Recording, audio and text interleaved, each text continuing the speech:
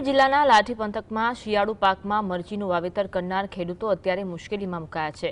મરચીના પાકમાં અચાનક વાયરસનો ઉપદ્રવ વધતા ખેડૂતોને 50%થી વધુ નુકસાન જવાની ભીતિ સેવાઈ રહી છે।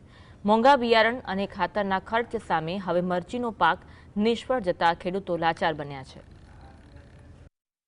અમરેલીના લાઠી પંથકમાં આ વર્ષે મેઘમહેર સારી રહી હતી। ચોમાસુ સિઝન સુધરતા કૂવા અને બોરના પાણીના તળ ઊંચા આવ્યા હતા। પાણીની સારી ઉપલબ્ધતા જોઈને ખેડૂતો હરખાયા હતા। આશા સાથે તેમણે ઘઉં, જીરું, ધાણા, ચણા અને મરચીનું મોટા પાયે વાવેતર કર્યું। શરૂઆતમાં મરચીનો પાક ઘણો સારો અને જોમવંત દેખાતો હતો, પરંતુ બીજા ફાલ સમયે અચાનક વાયરસનો પ્રકોપ વધવા માંડ્યો છે।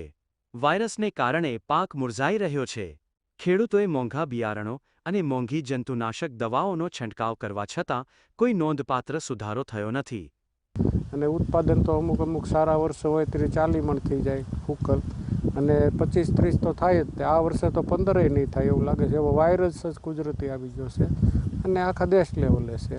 પછી બિયારણમાં ફોલ્ટ હોય કે હવામાનનો ફોલ્ટ હોય, એ કાંઈ બહુ માહિતી પડતી નથી અને આનો ખર્ચો જ બહુ હોય। લાખ રૂપિયાનું કિલો તો બી આવે, એ 7 ગ્રામની પડીકીના 750 રૂપિયા હોય, 1500। ખર્ચ કર્યા બાદ પણ વાયરસ કાબૂમાં ન આવતા ખેડૂતો પાયમાલ થયા છે। હવે તેમને ખેતીમાં કરેલું મૂડીનું રોકાણ પરત મળે તેવી પણ આશા નથી। જઈ રહ્યો છું કે જ્યાં ખેડૂતો દ્વારા 25 વીઘાની મરચી વાવવામાં આવી છે, તેમાં વાયરસ નામનો જે રોગ છે તે જોવા મળે છે અને વાયરસ આવ્યો છે આની અંદર, જેના કારણે જે મરચીનો જે બીજો ફાલ છે તે ફાલમાં ભારે નુકસાની જોવા મળી રહી છે। ત્યારે ક્યાંક ને ક્યાંક જોઈએ તો ખેડૂતોને 50% કરતાં પણ ઓછો ઉતારો આવવાની શક્યતાઓ જોવા મળી રહી છે। માવઠાની આફત બાદ હવે વાયરસે ખેડૂતોનો કોળિયો છીનવી લીધો છે, ત્યારે સરકાર અને કૃષિ વિભાગ સહાય કરે તેવી લોકમાંગ પ્રબળ બની છે।